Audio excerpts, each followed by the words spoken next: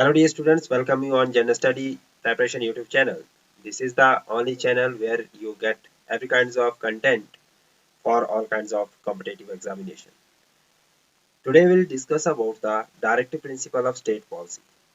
If you are preparing for HPS, Allied Service Exam, NAIB Tahsildar, TGT, Arts, PGT, Political Science, Public Administration, Economics, then this topic is also very important because directive principle of state policies is very important topic, and if we are talking about in these days of welfare states, then definitely directive principle of state policy must be in the consideration of forming any kinds of plans, any kinds of policies, any kinds of schemes by the center as well as state government.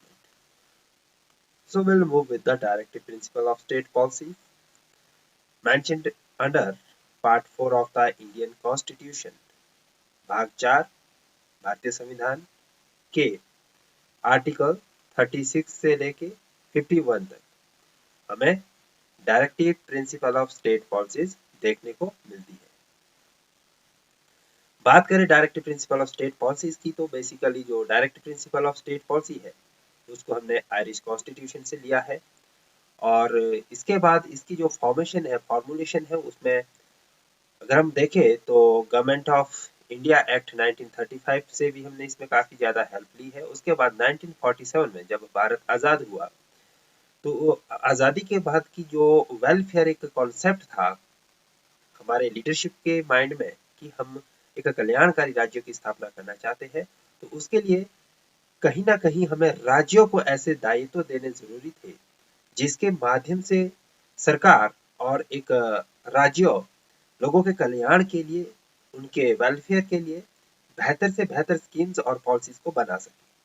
तो ऐसे provision constitution में insert करने जरूरी थे जिससे कि सरकार को हम अगर कंपेल ना कर सके तो उनको एटलीस्ट इतना सक्षम बना सके कि वो लोगों को या लोग सरकार से अपने कल्याण के लिए नीतियों को बनाने के लिए बातचीत रख सके। तो ऐसे प्रारूपों को मद्देनजर रखते हुए directive principle of state policies को इनिशिएट किया गया, और साथ ही साथ जो महात्मा गांधी का एक कॉन्सेप्ट था वेलफेयर स्टेट, उसको भी हम directive principle of state policies में समझने की कोशिश करेंगे।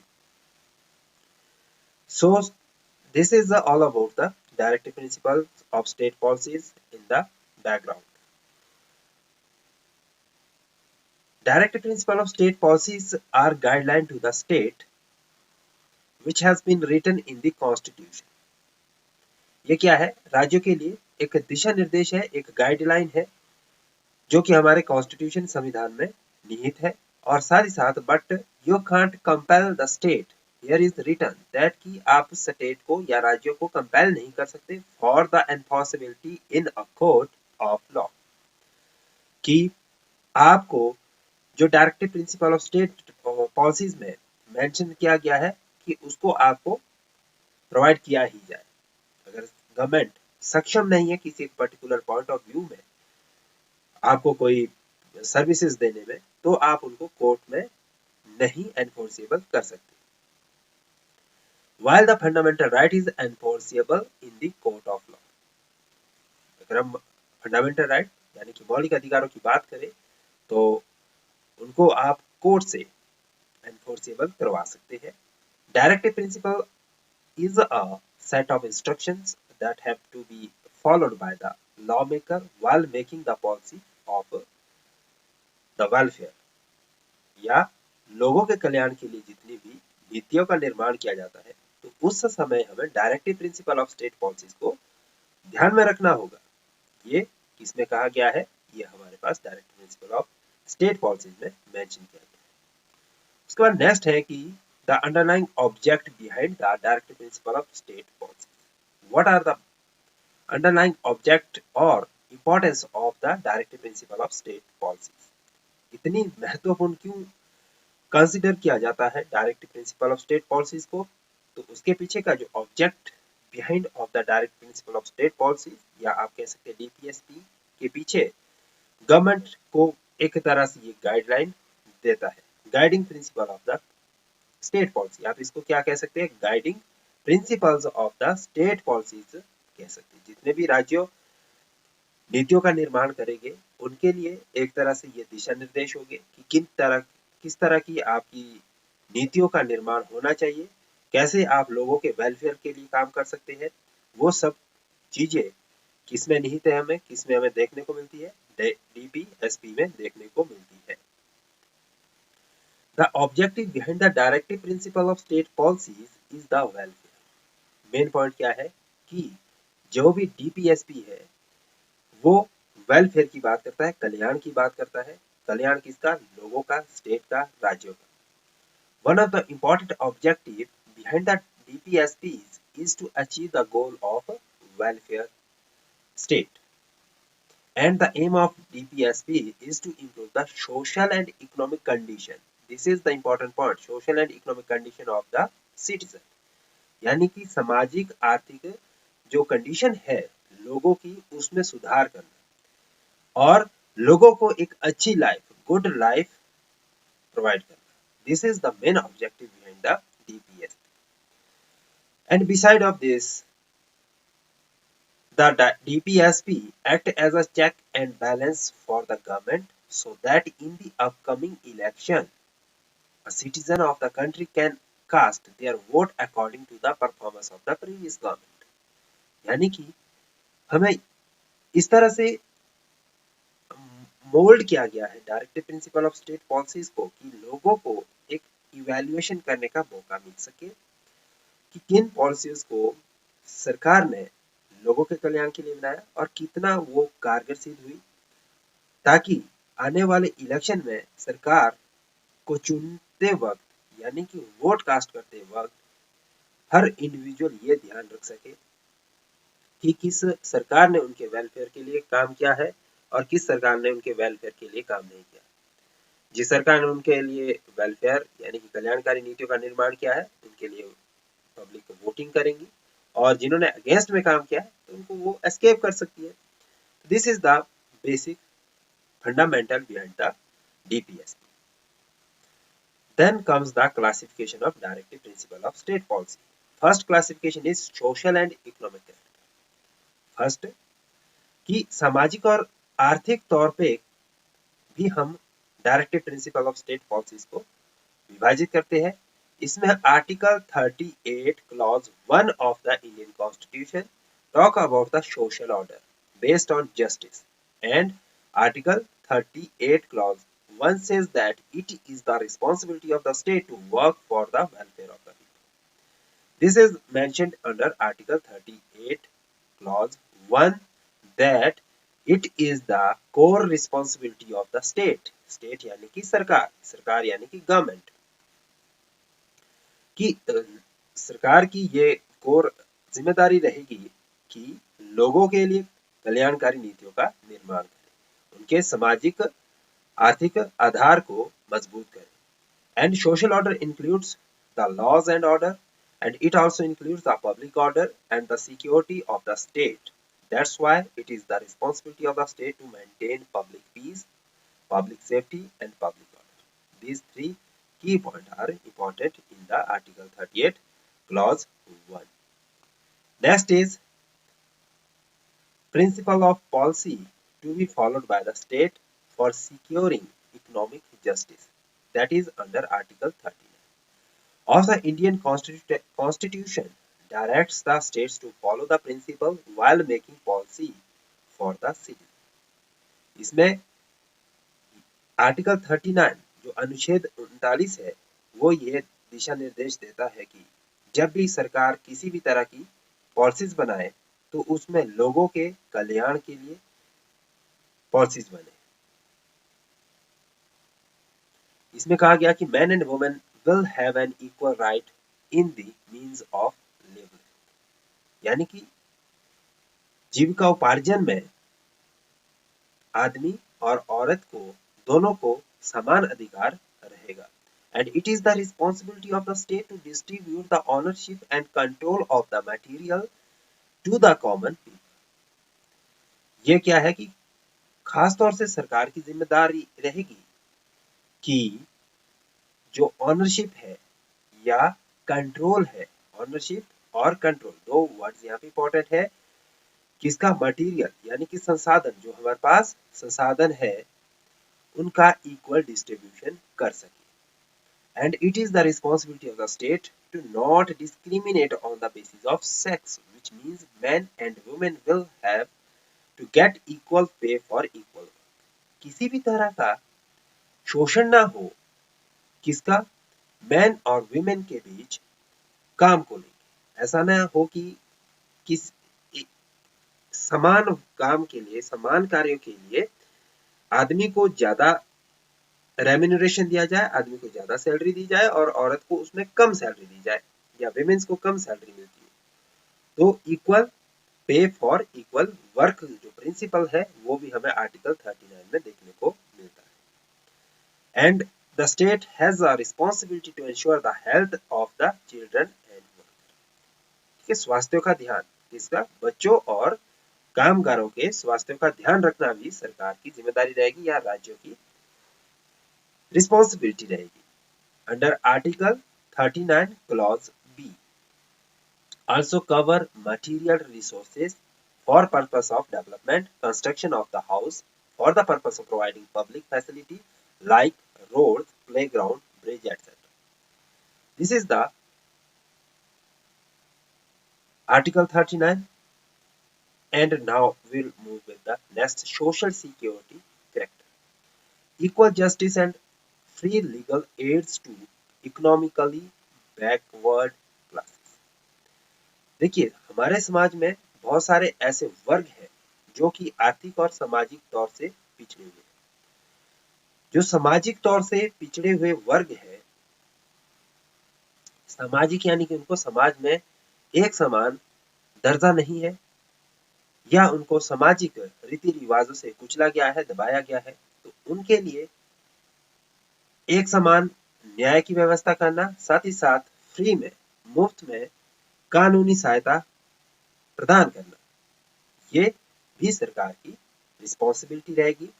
And article 39 clause A, article 39 clause A जो कि कॉन्स्टिट्यूशन में कहा गया है कि it is the duty of the state to provide free legal aid to all citizens of the country, and it is the responsibility of the state to make provision and schemes regarding free legal aids to so that economically backward classes can take the benefit of that. Legal aid and speedy trials is now a fundamental right which comes under Article 21 of the Indian Constitution. Even all prisoner can enjoy this right. तो हमने यहाँ पे देखा कि under article 39 ए के माध्यम से सरकार को इसलिए जिम्मेदार ठहराया जा सकता है कि सभी व्यक्तियों को, चाहे वो किसी भी जाति वर्ग से हो, यदि वो पिछड़े हुए हैं तो उनके लिए फ्री में, मुफ्त में कानूनी सहायता प्रोवाइड की जाएगी, और साथ ही साथ यदि कोई प्रिजनर भी है तो उनके लिए भी ये एक समान रूप से सहायता दी जाएगी। This is all about the social security character of the DPSP. Then comes the part of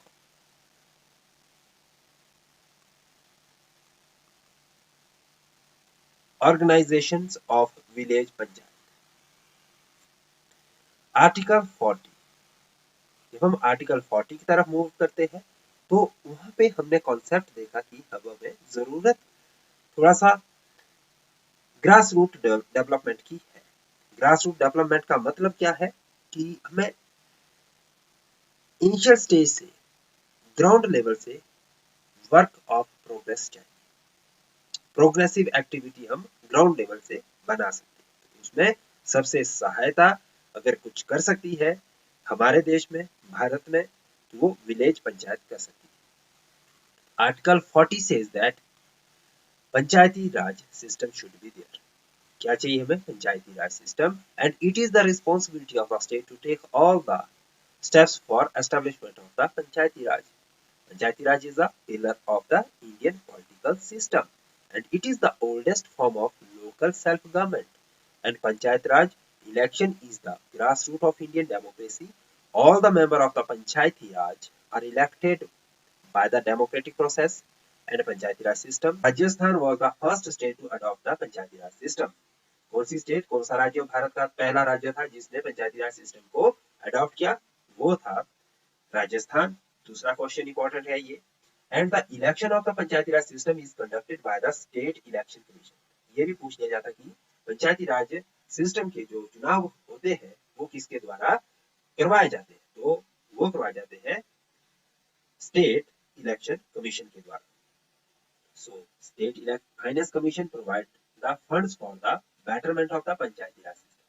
कौन फंड कहां से आता है पंचायती राज सिस्टम को बेटरमेंट देने के लिए? स्टेट फाइनेंस कमीशन से आता है। And Panchayati Raj system has been inserted in the Indian constitution by the 73rd constitutional amendment in 1992। And next is on the recommendation of the Balwant Rai Committee. The Panchayati Raj system has been divided into 3 tiers. 3 tiers means village panchayat, panchayat samiti and Jila Parishad. These are the 3 tiers of the Panchayati Raj system. So next is right to work, education and public assistance in certain cases. It is mentioned under Article 40. Article 41 says that in Indian Constitution says that the state has the duty to provide employment. कि राज्यों की क्या responsibility रहेगी कि वो रोजगार प्रदान करे, शिक्षा प्रदान करे, education and to provide help to those who are unemployed and those who can't take care of themselves like old age people. अब जैसे ओल्ड एज पेंशन मिलती है वो भी किसका पार्ट है? आर्टिकल 41 का पार्ट है। जहां पर हमें लगता है कि कोई सिटीजन हमारे देश का असमर्थ है अपने लिए रोजी रोटी कमाने में, तो वहां पर सरकार को आगे आके उनके लिए बेटरमेंट या उनके लिए रोजगार देना जरूरी है। ये आर्टिकल 41 से हम कह सकते हैं। आर्टिकल 42 क्या कहता है? Just and human condition for work, यानी कि न्याय होना चाहिए, साथ ही साथ काम करने की जो मानवीय कंडीशन है या मानवीय व्यवहार है वो जरूरी है। Article 42 of the Indian Constitution directs the state to develop the condition of human and provide maternity relief also. A living wage for worker. Article 43 says a living wage for worker refer to the living wage for the worker, which means that the state has the responsibility to make a provision regarding the wage of the worker, and wage should be as such that he can maintain all the basic necessities like clothes, food, shelter. Article 43 के माध्यम से यानी कि अनुच्छेद 43 के माध्यम से सरकार को इसलिए भी रिस्पॉन्सिबल बनाया जाता है कि आप लोगों के लिए इतनी कैपेसिटी पैदा करें कि वो अपने लिए रोटी कपड़ा और मकान बना सके और 2 वक्त की वो रोटी अपने लिए कमा सके। ये किसकी रिस्पॉन्सिबिलिटी रहेगी? हमारी सरकार की रिस्पॉन्सिबिलिटी रहेगी अंडर आर्टिकल 43।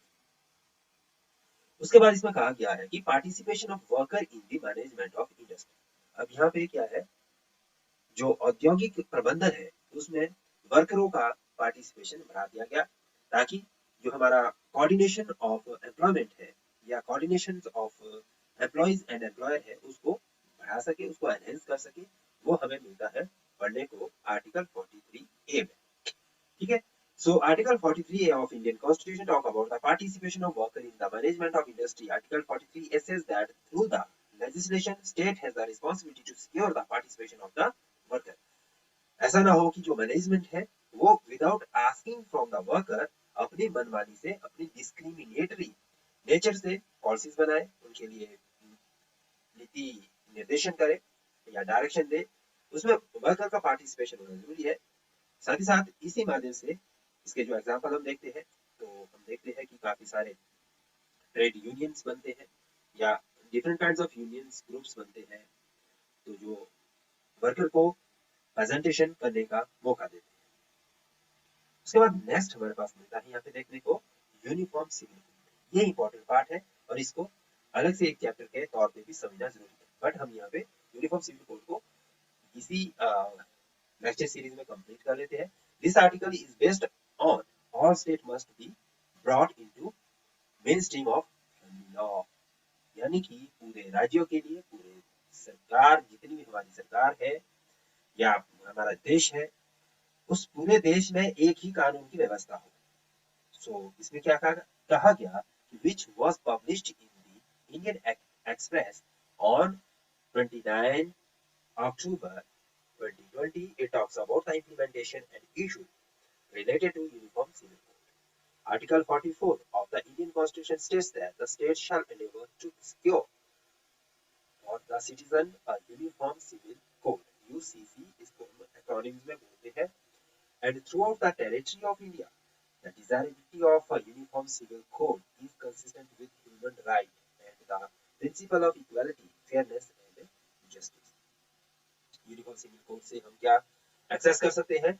हम कह सकते हैं कि हम यूनिफॉर्म सिविल कोड से इक्वालिटी यानी कि समानता, फेयरनेस और जस्टिस की बात कर सकते हैं. After the revocations of Article 370, the Central Family Law Act was extended to Jammu and Kashmir, and although this is another step toward implementation of UCC throughout India, still a long distance is to be covered in this pursuit. अब हम यहाँ पे समझेंगे कि what is the UCC. UCC का मतलब है uniform civil code का मतलब है formulation of one law for India, यानी कि पूरे देश के लिए एक ही कानून, which would be applicable to all religious community in matters such as marriage, divorce, inheritance and adoption. कि ऐसे कानून का निर्माण किया जाएगा जो कि सभी धर्मों के लोगों के लिए मान्य होगा और खास तौर से उसमें हमारे जैसे विवाह शादी जैसे संबंध है या तलाक जैसे संबंध है या इनहेरिटेंसेस है, जो हम पैतृक रीति रिवाज फॉलो कर रहे हैं, या अडॉप्शन है कि कोई चीज हम अडॉप्ट करते हैं, उन सभी के लिए इक्वल प्रोसेस और इक्वल लॉज, उसको हम क्या कहते हैं? यूनिफॉर्म सिविल कोड कहते हैं. And the code comes under Article 44 of the Constitution, which lays down that the state shall endeavor uniform civil codes for the citizen throughout the territory of India. Is it clear? Now we'll move with the next background of the civil code. अगर हम इसकी origin की बात करें, date back to the colonial India, when the British government submitted its report in 1835 and stressing the need for uniformity in the codification of Indian laws relating to crime, evidence and contract, specifically recommending the personal laws of Hindus, Muslims and kept outside the codification, and increase in legislation dealing with the personal issues. In the far end of the British rule forced the government to form the B.N. Rao Committee to codify Hindu law in 1940. ठीक है, B.N. Rao की committee बनाई गई 1941 में और उनको ये responsibility दे दी गई कि आप इस लेजिस्लेशन के ऊपर सर्च करें. And based on these recommendation, जो B.N. राव की रिकमेंडेशन आई, a bill was then adopted in 1956. तो 1956 में उसी बेस पे एक बिल को अडॉप्ट किया गया as the Hindu succession act to amend and codify the law relating to intestate और unwilled succession among Hindu, Buddhist, Jain and Sikh. However, there were separate personal law for Muslim, Christian and Parsis. In order to bring uniformity, the court have often said in their judgment that the government should move toward a uniform civil code. ठीक है, इसमें ऐसा नहीं है कि देखिए जैसे हम हिंदू सक्सेशन एक्ट की बात कर रहे थे तो हम वहां पर ही इसको यूनिफॉर्म कर सकते हैं. कोर्ट में केसेस चले, कोर्ट की जो जजमेंट रही वो मैक्सिमम टाइम और मोस्ट ऑफ द टाइम यही रही कि हम यूनिफॉर्म सिविल कोड को अडॉप्ट करें. द जज in the Shah Bano case is well known, but the court have made the same point in several other major judgement. Next is, अगर हम इम्प्लीमेंटेशन की बात करें तो यूनिफॉर्म सिविल कोड को अभी तक इम्प्लीमेंट तो नहीं किया गया, बट बार बार इसकी तरफ ध्यान देने की कोशिश की जाती है कि यूनिफॉर्म सिविल कोड को भारत में लागू किया जाए। Protection to vulnerable section of the society, पहला जो पॉइंट है क्या है हमारे पास, protection to the vulnerable section of the society. देखिए जब हम यूसीसी को इम्प्लीमेंट करने की बात करते हैं तो हम इसमें देखते हैं कि हमारे पास ऐसे बहुत सारे लोग हैं जिनका कानूनी तौर पर सही से सुरक्षा प्रदान नहीं हो पा रही, तो उनको सुरक्षित करने के लिए हमें कुछ ठोस और कड़े कानून बनाने की जरूरत है। तो the UC aim to provide protection to vulnerable section as envisaged by the Ambedkar, including women's and religious minority, while also promoting nationalistic fervor through unity. Second point is simplification of laws. The code will simplify the complex laws around marriage, ceremonies, inheritances, successions, adoptions, making them one for all. देखिए different laws है हमारे, ठीक है, हिंदू मुस्लिम laws, Hindu laws, तो उसमें काफी ज्यादा complexity है। उस कॉम्प्लेक्सिटी को खत्म करने के लिए और कम करने के लिए और जो हमारी कानून व्यवस्था है उसको सिंप्लीफाई करने के लिए, अंडरस्टैंडेबल बनाने के लिए, इजी टू मेंटेनेबल करने के लिए हमें यूसीसी की जरूरत है। एंड उसके बाद इसमें हम देखें तो यहाँ पे देखता है कि the same civil law will then be applicable to all citizens irrespective of their faith. When, ठीक है, enacted the code will work to simplify laws that are segregated at present on the basis of religious beliefs like the Hindu Will Code, Sharia laws and others. फिर ये सारे के सारे laws खत्म हो जाएंगे, फिर only and only the law will be uniform civil code, adhering to the ideals of secularism. फिर यहाँ पर अगर हम यूनिफॉर्म सिविल कोड को इम्प्लीमेंट करने में सक्षम हो जाते हैं तो उससे हम जो आइडियल्स हमारा आदर्श है सेकुलरिज्म का, वो भी फॉलो करने में हम सक्षम हो सकते हैं। Secularism is the object enshrined in the preamble. A secular republic needs a common law for all citizens rather than differentiated rules based on the religious practice.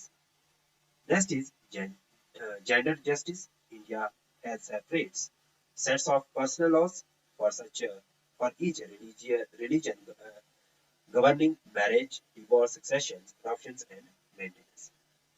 So this is the requirement of the time that we need uniform civil code for the purpose of improving the condition of vulnerable section, simplifies the law, and adhering the ideals of secularism and gender justice.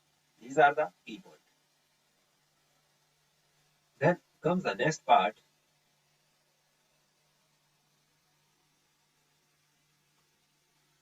Challenges to UCC कि uniform civil code को implement करना इतना मुश्किल क्यों हो रहा है। तो इसमें देखिए exceptions in the central family law, the preliminary sections in all central family laws act enacted by the parliament since independence declares that they will apply to the whole of India except state of Jammu and Kashmir. A second exception was added in 1968 in all these acts, pronouncing that nothing herein contained shall apply to the renunciations in the union territory of the Puducherry. ठीक है, यहाँ पर भी देखिए पहला तो हमारे पास जम्मू कश्मीर वाला मसला था जो कि अब सॉल्व हो चुका है।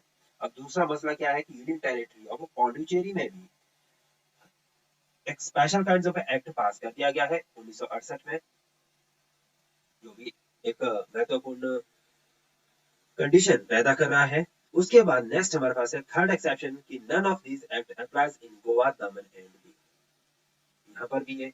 एंड फोर्थ एक्सेप्शन है relating to north eastern states of Nagaland, Mizoram emanates from Article 371A and 371G of the Constitution, decreeing that no parliamentary legislation will replace the customary laws and religion-based system for its administration. ठीक है, जितने भी हमारे north eastern states हैं तो वहां पर भी उनको आर्टिकल 371A एंड 371G के माध्यम से स्पेशल प्रोविजन प्रोवाइड किया गया है कि उनके जितने भी कस्टमरी ट्रेडिशनली जो कस्टम्स वो फॉलो करते हैं या ट्रेडिशन फॉलो करते हैं तो उनको भी किसी तरह का नुकसान ना पहुंचाया जाए। उसमें स्पेशली नागालैंड एंड मिजोरम जैसी स्टेट्स प्रमुख है। उसके बाद आता है communal politics. The demand for uniform civil code has been framed in the context of communal politics. A large section of the society see it as a majoritarianism under the gap of social reform. Constitutional hurdle is that under Article 25 of Indian Constitution that seeks to preserve the freedom of practice of religion. Any religion gets into conflict with the concept of equality enshrined under Article 14 of the Indian Constitution. Next we can say that what could be the way forward. तो इसके लिए हम कर क्या सकते हैं? उसके लिए हम क्या कर सकते हैं? कोलैबोरेटिव अप्रोच अपना सकते हैं। कोलैबोरेटिव अप्रोच का मतलब क्या है? The government and the society will have to work hard to build trust, but more importantly, make common cause with social reformers rather than religious conservatives. Bricks by bricks approach. दूसरा point क्या? Bricks by bricks approach का मतलब है कि rather than an omnibus approach, the government could bring separate aspects such as marriage, adoptions, successions, and maintenance into a uniform civil codes in a state. कि एकदम से सब कुछ सिंगल यूनिफॉर्म सिविल कोड बनाने के लिए हम एकदम से लॉज में इतना बड़ा बदलाव नहीं कर सकते। उसके लिए हम क्या कर सकते हैं कि पहले धीरे धीरे कुछ एक चीजों को इम्प्रूव करें, जैसे कि मैरिज हो गया, अडॉप्शन हो गया, सक्सेशन हो गया या मेंटेनेंस हो गया, तो उनको हम यूनिफॉर्म सिविल कोड के दायरे में लाए और इम्प्लीमेंट करें। उसके बाद आता है gender sensitive approach. The government would also do well to complement the overdue move toward a uniform civil code with comprehensive review of several other laws in the context of gender justice and pan-India approach. Bringing Jammu and Kashmir into the country's mainstream of family law is an exercise that need to be undertaken also for Goa, Daman, Diu, Pondicherry, Nagaland and Mizoram। जिस तरह से हमने Jammu and Kashmir को main stream of country में लाया है, उसी तरह से हमें गोवा, दमन, दीव, पौंडीचेरी और नागालैंड को भी main stream of the country में लाना पड़ेगा, तब जाके हम यूनिफॉर्म सिविल कोड को इम्प्लीमेंट कर सकते हैं। ये कंक्लूजन है। इसमें कंक्लूजन में इतना ज्यादा कोई डिस्कशन जैसी कोई बात नहीं है। Next comes the part of provision for early childhood care and education to children below the age of 6 years. Article 45 of the Indian Constitution directs the states to make provision regarding free and compulsory education to all children till age of 14 years. ये कहाँ पे हमें mention है? Article 45 under DPSP. हालांकि 2009 में, ठीक है, इसको फंडामेंटल राइट के तौर पे भी दिया गया है, 86th अमेंडमेंट एक्ट।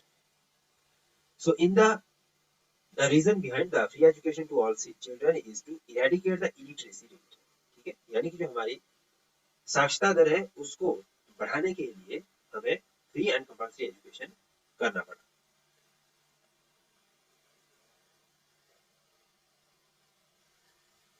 उसके बाद नेक्स्ट हमारे पास आता है आर्टिकल 46। इसमें क्या चीज मेंशन की गई है? इसमें कहा गया कि promotion of the educational and economic interest of weaker section. जो हमारे समाज के वीकर सेक्शन है, कमजोर वर्ग है, उनका शैक्षणिक और आर्थिक स्तर को बढ़ावा देना आर्टिकल 46 में कहा गया। Indian Constitution grants the power to state to do promotions of the educational and economic interest of scheduled caste, scheduled tribe and other weaker section of the society। यानी कि अनुसूचित जाति, अनुसूचित जनजाति या अन्य कोई भी ऐसा वर्ग हमारे समाज का जो कि आर्थिक और सामाजिक तौर से या शैक्षणिक तौर से पिछड़ा हुआ है, तो उनके लिए सरकार निश्चित तौर से महत्वपूर्ण नीतियों का निर्माण करे ताकि उनका कल्याण हो सके और उनको किसी भी तरह के एक्सप्लॉयटेशन से बचाया जा सके और किसी भी तरह का उनके साथ अन्याय ना हो। Article 47 says that Constitution makes an obligation on the state to improve the level of nutrition। यहाँ पे स्वास्थ्य के ऊपर बात की गई है आर्टिकल 47 में, यानी कि जो हमारा 47 नंबर का अनुच्छेद है उसमें यह कहा गया है कि जो हमारा न्यूट्रिशन लेवल है उसको मेंटेन किस लेवल से करना है? स्टैंडर्ड ऑफ लिविंग से करना है। जो एक जरूरी स्टैंडर्ड ऑफ लिविंग है उतना न्यूट्रिशन सभी व्यक्ति को मिले। And it also make an obligation on the state to improve the condition of public health, यानी कि पब्लिक हेल्थ को भी इंप्रूव करना जरूरी है। And state has the power to prohibit all intoxicating drinks and drugs which are harmful for the wellbeing of human. तो किसी भी तरह के ड्रिंक्स या ड्रग्स को बैन करना कोई सरकार के लिए बड़ी बात नहीं। Next is promotions of cooperative society.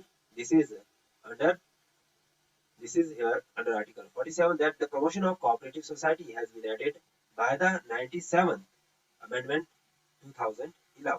The state has the responsibility to promote cooperative societies. Cooperative society include the management, control and function. देखिए cooperative societies बनाने के पीछे जो महत्वपूर्ण उद्देश्य ये है, अगर आप देखेंगे तो बहुत ऐसी बड़ी बड़ी कोऑपरेटिव सोसाइटीज हैं जो फाइनेंशियल तौर से या एजुकेशनल पॉइंट ऑफ व्यू से या आपके other welfare of women's and children के पॉइंट ऑफ व्यू से काम कर रही है और समाज में बहुत कल्याणकारी नीतियों का निर्माण करके समाज को आगे बढ़ाने का काम कर रही है या लोगों को अवेयरनेस दे रही है डिफरेंट डिफरेंट पॉलिसीज की, डिफरेंट डिफरेंट स्कीम्स की, या उनको आर्थिक सहायता, सामाजिक सहायता देने की पूरी कोशिशें की जाती है कोऑपरेटिव सोसाइटी के माध्यम से। Cooperative society plays an crucial role right now for the development of the country. The obligation of agriculture and animal husbandry.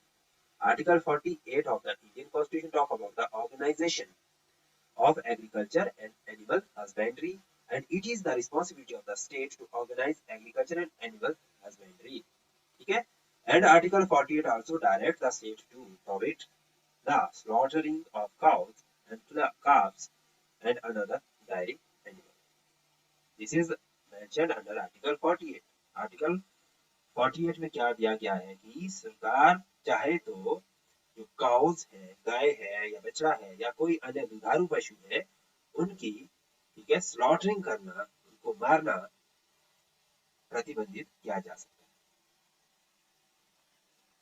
उसके बाद हमारे पास नेक्स्ट जो पार्ट है वो रहेगा आपका 48A अनुच्छेद 48A protection and improvement of forest and wild life. इसमें क्या कहा गया, दो पॉइंट को इसमें कवर किया गया है कि हमारे जंगल है या जंगली जो जीव जंतु है उनकी सुरक्षा करना। Indian constitution says that it is the responsibility of the state to take all the necessary step. क्या करना है, जरूरी जो कदम उठाए जा सकते हैं वो उठाने की कोशिश की जाए। किसके लिए, to protect the environment, forest, wild life animal. In the MC Mehta case the Supreme Court has held that the state has a responsibility to take steps to improve the quality of polluted water. ठीक है, MC Mehta के case में कहा गया है, supreme court ने कहा कि जो राज्य है वो पूर्ण रूप से रिस्पॉन्सिबल है to take improvement in the quality of polluted water. जो कि दूषित जल है उसमें गुणवत्ता में सुधार लाना भी राज्यों का काम है। उसी तरह से जो अनुच्छेद 49 है वो क्या कहता है, article 49 says that protection of monument and places and objects of national importance। जितने हमारे राष्ट्रीय इंटरेस्ट के या आप कह सकते हैं नेशनल इंपॉर्टेंस के जितने भी मॉन्यूमेंट्स है या स्थान है, प्लेस है, उनकी सुरक्षा करना भी सरकार की रिस्पॉन्सिबिलिटी रहेगी। grants the power to states to take care of and protect monuments and historical places. State also has the responsibility to protect the ancient and historical monuments. Next is separations of judiciary from executive. Article 50 of the Indian Constitution talks about the separations of judiciary from executive. जो हमारी न्यायिक व्यवस्था है उसको कार्यकारी व्यवस्था से अलग करना है। And judiciary is an independent body। जो हमारी न्यायालय व्यवस्था है वो स्वतंत्र संस्था होनी चाहिए। And the guardian of the constitution is judiciary. जो संविधान का गार्डियन होगा, सुरक्षा प्रदान करने वाला जो संस्था रहेगी वो कौन रहेगा, हमारा जुडिशरी रहेगा, हमारा सुप्रीम कोर्ट रहेगा, हमारा हाई कोर्ट रहेगा, mainly supreme court. It is the executive will start working if the क्या कहा गया है if the executives will start working like judiciary, then there will be clash of power. That's why Article 50 separate the judiciary from the executive. अगर हम judiciary को executives को भी या कार्यकारी जो हमारी व्यवस्था है अगर उसको भी न्यायिक व्यवस्था वाले अधिकार दे दिए जाते हैं तो उनमें पावर में जो उनकी पावर का डिवीजन है उसमें क्लैश उत्पन्न हो सकता है जो कि सही नहीं होगा. However, in some cases, judicial functions are performed by the executive, like in the appointment of judges, they are appointed by the executive. Promotions of international peace and security.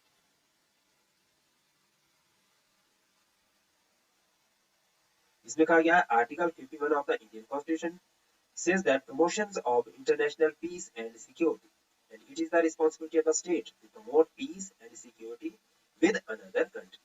जो हमारे अन्य देशों के साथ मैत्रीपूर्ण संबंध है और शांति पूर्वक जो हम वार्तालाप दूसरे राज्यों या दूसरे देश के साथ बनाए रख सके, ये भी हमारी सरकार की रिस्पॉन्सिबिलिटी रहेगी, हमारे राज्यों की रिस्पॉन्सिबिलिटी रहेगी under article 51. It is responsibility of the states to maintain good relation with another country, and good relation with another country help the state to in many ways. अगर हमारे अन्य राष्ट्र के साथ या पड़ोसी देशों के साथ अच्छे संबंध होंगे तो वो हमें बहुत सारे मैनर से बेनिफिशियल होगा. And there are many international laws and treaties that were signed between the two states, so that it is the obligation on the state to respect or obey all the treaties and international laws. It also says that if any disputes arise between the two states, then it is the responsibility of the states to settle the dispute by attribution. Next is conclusion.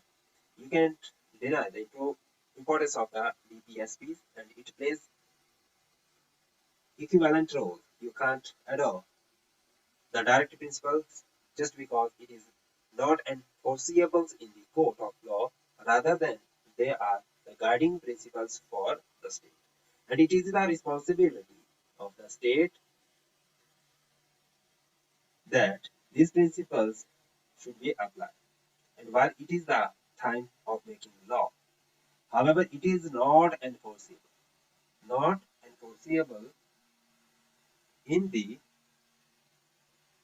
court of law, but the directive principle of state policy is the backbone of the fundamental right.